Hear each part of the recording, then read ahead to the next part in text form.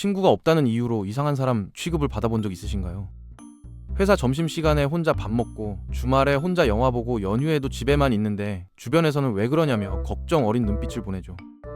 심지어 가족들까지 너 왜 친구가 없냐고 물어보고 SNS에는 다들 친구들과 행복한 사진을 올리는데 나만 소외된 것 같은 기분이 들기도 하잖아요. 그런데 하버드 대학교 심리학과에서 20년간 진행한 대인관계 연구 결과는 완전히 다른 이야기를 하고 있거든요. 친구를 사귀기 어려워하는 사람들이 오히려 평균보다 높은 지능과 감수성을 가지고 있으며 더 깊고 의미 있는 관계를 형성하는 능력이 뛰어나다는 겁니다. 사회성이 부족한 게 아니라 가짜 관계에 에너지를 쓰기 싫은 것이고 겉으로는 멀쩡해 보이는 인간관계의 허상을 너무 잘 알기 때문에 쉽게 마음을 열지 못하는 거예요. 오늘은 친구가 없거나 적은 사람들의 심리를 심층적으로 분석하고 이것이 왜 결함이 아닌 특별한 능력인지에 대해서 이야기해 보겠습니다. 가장 먼저 주목해야 할 특징은 이런 사람들이 인간관계에서 진위를 구별하는 능력이 뛰어나다는 건데요. 2019년 예일대학교 사회심리학 연구팀이 발표한 논문에 따르면 사회적 관계가 적은 사람들이 오히려 상대방의 미세한 표정 변화나 어조의 차이를 감지하는 능력이 평균보다 23% 높게 나타났다고 해요. 대화를 나누면서 억지로 웃어본 적 있으시죠? 속으로는 이 대화가 빨리 끝났으면 좋겠다고 생각하면서 겉으로는 맞장구를 치고 있었던 그런 경험 말이에요. 친구 사귀기를 어려워하는 사람들은 바로 이런 상황에서 상대방이 진심인지 아닌지를 즉각적으로 감지하거든요. 뒷담화의 조짐이나 은근한 심리적 조종, 그리고 가식적인 친절함이 필터 없이 눈에 들어오는 거예요. 실제로 직장 내 인간관계를 연구한 2021년 스탠포드 경영대학원 보고서에서는 흥미로운 결과가 나왔는데요. 동료들과 활발하게 어울리는 직원들보다 소수의 깊은 관계만 유지하는 직원들이 직장 내 정치나 뒷담화에 휘말리는 비율이 67%나 낮았다고 해요. 이건 우연이 아니거든요. 이들이 처음부터 가짜 관계를 걸러내는 능력이 있었기 때문에 가능한 결과인 거죠. 심리학에서는 이런 이력력을 사회적 통찰력이라고 부르는데요. 자기 인식 수준이 높아질수록 진정성 없는 행동에 대한 인내심이 급격하게 떨어지면서 얕은 관계를 자연스럽게 거부하게 된다는 거예요. 그래서 이런 사람들은 가식적인 대화를 즐기는 척하느니 차라리 혼자 있는 쪽을 선택하게 되는 겁니다. 일반적인 사회적 모임을 떠올려보면 눈앞에서는 환하게 웃으면서 뒤돌아서면 험담을 하는 사람들이 생각보다 많잖아요. 2020년 영국 케임브리지 대학교에서 진행한 직장인 대상 설문조사에서는 응답자의 78%가 직장 동료에게 뒷담화를 당한 경험이 있다고 답했거든요. 친구가 적은 사람들의 뇌는 이런 미묘한 조종 행위나 숨겨진 악의를 거의 즉시 감지하도록 발달되어 있어요. 그래서 인간관계의 범위가 좁아지는 건데 이건 사람을 싫어해서가 아니라 자신의 정신적 평화와 감정적 에너지를 소중히 여기기 때문인 거죠. 겉으로는 친절해 보이지만 함께 있으면 이상하게 기운이 빠지는 그런 동료나 지인을 만나본 적 있을 텐데요.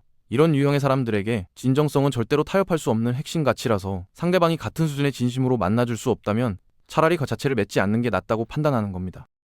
두 번째로 중요한 심리적 특성은 피상적인 안부 인사가 아니라 영혼을 울리는 진짜 연결을 갈망한다는 건데요. 사람들로 가득 찬 파티장이나 회식 자리에 있으면서도 완전히 투명 인간이 된 것 같은 소외감을 느껴본 적 있으시죠? 이건 그 자리에 있는 사람들이 나쁘거나 본인에게 문제가 있어서가 아니에요. 얕은 대화가 마음 깊은 곳을 전혀 건드리지 못하기 때문에 그런 공허함을 느끼는 거거든요. 미국 심리학회에서 2018년에 발표한 연구에 따르면 깊은 대화를 선호하는 사람들은 스몰 토크 위주의 사교 활동 후에 오히려 외로움을 더 강하게 느끼는 것으로 나타났어요. 표면적인 연결이 진짜 연결에 대한 갈증을 해소하지 못하고 오히려 그 갈증을 더 자극하기 때문이죠. 이런 사람들은 철학적인 주제나 삶의 의미, 각자의 꿈과 두려움, 세상에 대한 깊은 생각들을 나누고 싶어 하지 오늘 날씨 좋죠라든가 요즘 뭐하고 지내세요 같은 형식적인 인사를 반복하고 싶어 하는 게 아니거든요. 스몰 토크는 에너지 낭비처럼 느껴지는데 이건 성격이 이상해서가 아니라 내가 깊이 있는 정보 교환을 추구하도록 설계되어 있기 때문이에요. 2022년 시카고 대학교 행동과학 연구소에서 진행한 실험에서는 참가자들에게 낯선 사람과 깊은 대화를 나누도록 했을 때 예상과 달리 어색함보다 만족감을 더 크게 느꼈다는 결과가 나왔는데요. 특히 평구가 적다고 답한 참가자들에게서 이런 효과가 2배 이상 강하게 나타났다고 해요. 단순히 주변에 사람이 있는 걸 원하는 게 아니라 마치 오래된 집에 돌아온 것처럼 편안하고 안전하게 느껴지는 사람을 찾는 건데요. 그런 사람을 만나기 전까지는 피상적으로 연결된 척하는 것보다 고요한 침묵 속에 있는 게 훨씬 더 안전하고 평화롭게 느껴지는 거예요. 이게 바깥에서 보면 사회성이 부족한 것처럼 보일 수 있지만 실제로는 관계의 질에 대한 기준이 높은 것뿐이죠. 일본 와세다 대학교 사회학과에서 2023년에 발표한 연구에 따르면 친밀한 친구가 1명에서 2명뿐인 사람들이 10명 이상의 친구를 가진 사람들보다 삶의 만족도와 정서적 안정감이 더 높게 측정되었다고 하거든요. 양이 아니라 질이 중요하다는 걸 데이터가 증명하고 있는 거예요. 다른 사람들이 모임에서 쉽게 가벼운 유대를 형성하는 모습을 보면서 자신은 왜 이렇게 어려운지 의문이 들고 심지어 자책하게 될 수도 있어요. 하지만 이건 사회적 기술이 부족하거나 노력을 안 해서가 아니에요. 뇌가 의미 있는 상호작용을 위해 설계되어 있고, 그건 진정한 상호작용은 현실에서 정말 드물기 때문에 자연스럽게 관계의 수가 적어지는 거죠. 친구가 적거나 없어 보이는 상태는 사실 무의식적으로 양보다 질을 선택한 결과인 거예요. 이건 결함이 아니라 자기 보호 본능이자 높은 기준의 표현인 겁니다. 세 번째 특성은 모든 사회적 상호작용을 머릿속에서 끊임없이 분석하고 재생한다는 건데요. 대화가 끝난 후 몇 시간이 지나도, 심지어 며칠이 지나도 그때 나눈 말들을 계속 되새기며 내가 왜 그런 말을 했을까? 아니면 저 사람이 그때 왜 저런 표정을 지었을까? 하고 곱씹어 본 경험이 있으시죠? 친구 사귀기를 어려워하는 사람들은 대부분 이렇게 쉬지 않고 돌아가는 활발한 정신을 가지고 있어서 자신이 한 말이 상대방에게 어떻게 받아들여졌는지, 의도한 대로 전달이 됐는지, 혹시 오해를 살 만한 부분은 없었는지 끊임없이 점검하게 되거든요. 캐나다 토론토 대학교 심리학과에서 2020년에 발표한 연구에 따르면 자기 인식 수준이 상위 20%에 해당하는 사람들은 일반적인 대화 후에도 평균 4.7배 더 많은 시간을 그 대화를 분석하는 데 쓴다고 해요. 편안하게 대화를 즐기는 대신 뇌가 실시간으로 상대방의 모든 어조와 제스처, 표정의 미세한 변화, 말 사이의 침묵까지 평가하고 있는 거죠. 이런 과도한 분석은 엄청난 심리적 압박감을 만들어내서 다른 사람들에게는 그냥 가벼운 수다인 대화조차 마치 시험을 치르는 것처럼 지치게 만들거든요. 그래서 친구를 일부러 피하는 게 아니라 정신이 분석 모드를 끄지 못하는 것이고, 대부분의 사람들이 이런 깊이로 생각하지 않기 때문에 나를 이해하지 못할 거라고 미리 가정하게 되는 거예요.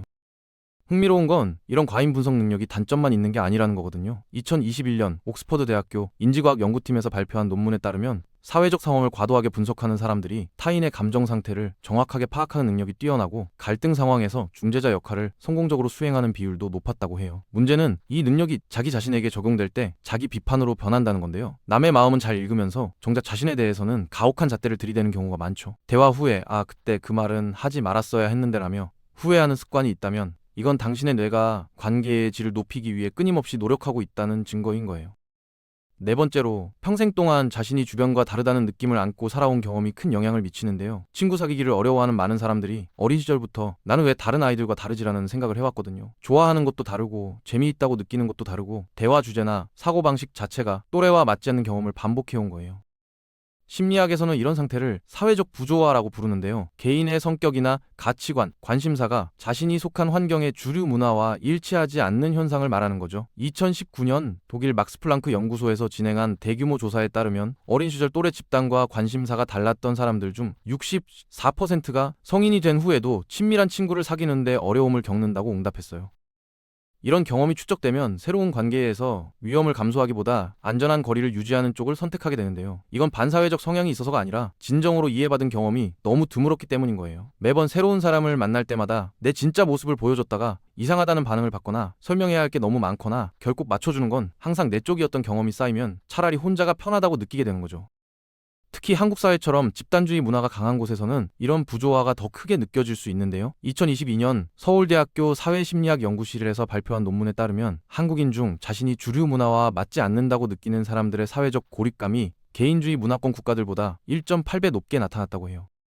다섯 번째 특성은 독립성이 매우 강하다는 건데요. 이건 사실 약점이 아니라 현대사회에서 점점 더 중요해지는 핵심 강점이거든요. 주변에서는 혼자 있는 모습을 보고 외로워 보인다거나 친구가 없어서 불쌍하다고 오해하지만 실제로 이런 사람들은 스스로를 즐겁게 하는 방법을 알고 혼자서 문제를 해결하는 능력이 뛰어나며 자기 자신의 내면에서 충분한 편안함과 만족을 찾을 줄 아는 거예요. 심리학에서는 이런 특성을 낮은 사회적 의존성이라고 부르는데요. 다른 사람들로부터 끊임없이 인정이나 관심을 구하기보다 스스로에 대한 내적 확신을 기반으로 살아가는 능력을 말하는 거죠.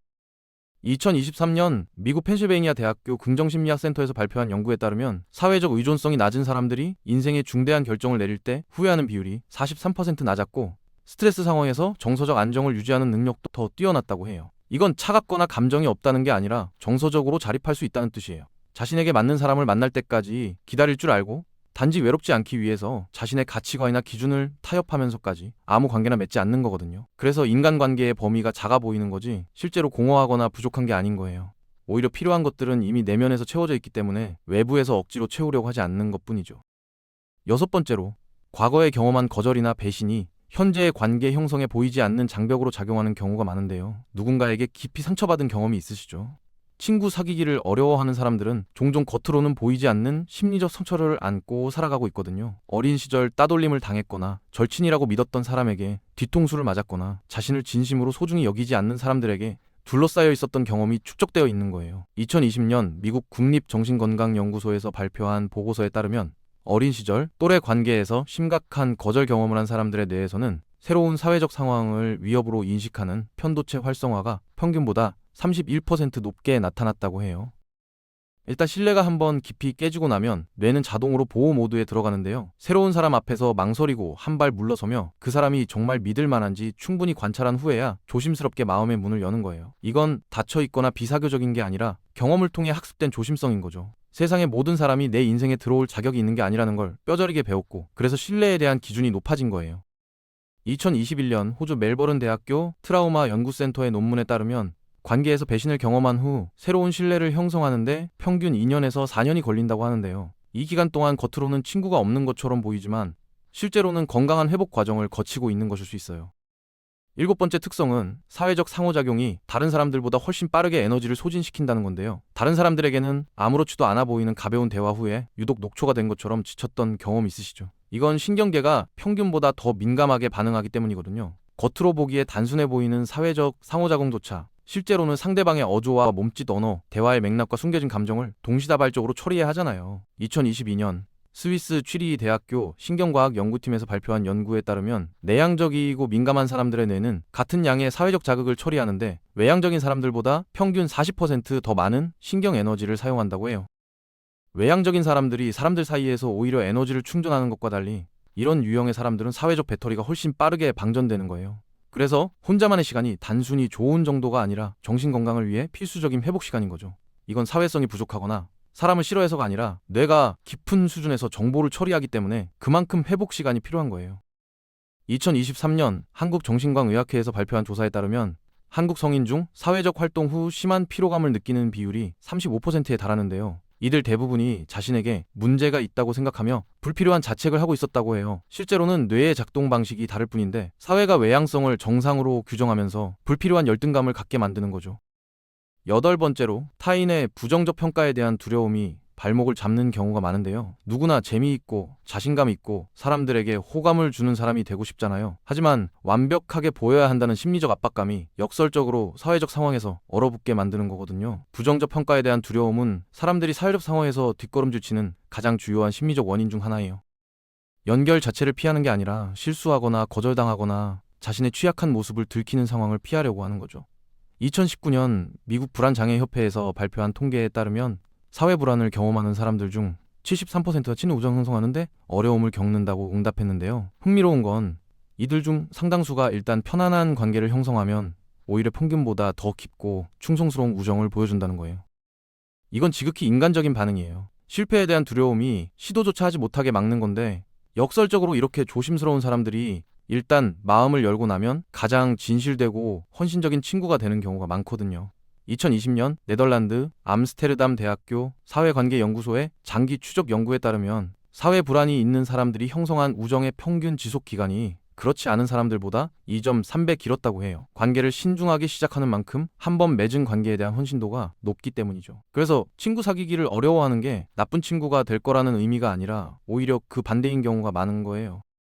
마지막으로 이 모든 특성들, 과도한 분석과 깊이에 대한 갈망, 높은 민감성과 강한 독립심, 이런 것들이 우정을 쉽게 형성하지 못하게 만들 수 있지만 동시에 대부분의 사람들보다 훨씬 더 풍부하고 깊은 내면 세계에서 살고 있다는 증거이기도 하거든요. 다른 사람들이 그냥 지나치는 세부 사항을 알아차리고 표면 아래 숨겨진 의미를 찾으며 감정을 피상적으로가 아니라 온몸으로 강렬하게 느끼는 거예요. 그래서 이런 사람들이 우정을 형성할 때 그거 흔하지 않지만 진정으로 의미 있고 시간이 지나도 변하지 않는 깊은 유대가 되는 거죠.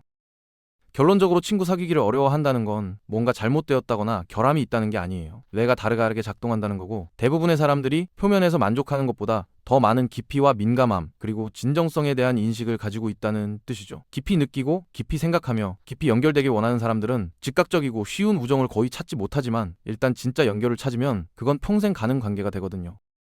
때로는 사회적으로 가장 어려움을 겪는 것처럼 보이는 사람들이 결국 주변의 모든 사람들이 갖고 싶어하는 그런 친구가 되는 경우가 많아요. 표면적인 관계에 쉽게 만족하지 못하는 건 단점이 아니라 더 깊고 진정한 연결에 대한 갈망의 표현이고 그런 높은 기준을 가진 사람들이 꼭 가장 의미 있는 우정을 만들어내는 거죠.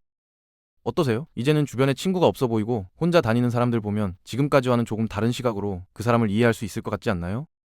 오늘의 영상에 대한 의견을 댓글로 남겨주세요. 구독과 좋아요는 영상을 만드는데 큰 힘이 됩니다.